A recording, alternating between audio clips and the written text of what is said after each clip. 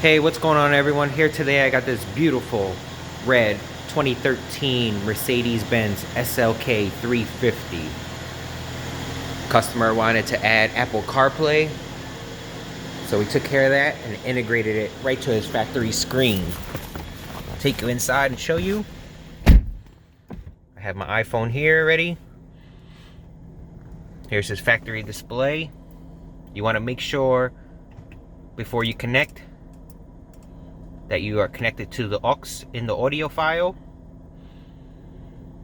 And then here on your control module, you're gonna press and hold the back button. Takes you into the system. There you have CarPlay.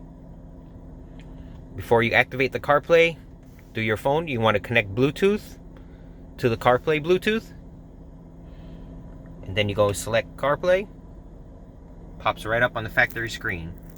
There you have Apple CarPlay integrated to the factory radio in a 2013 Mercedes-Benz SLK350. Press and hold the back button again. Takes you back out to the factory screen. Thank you guys for watching.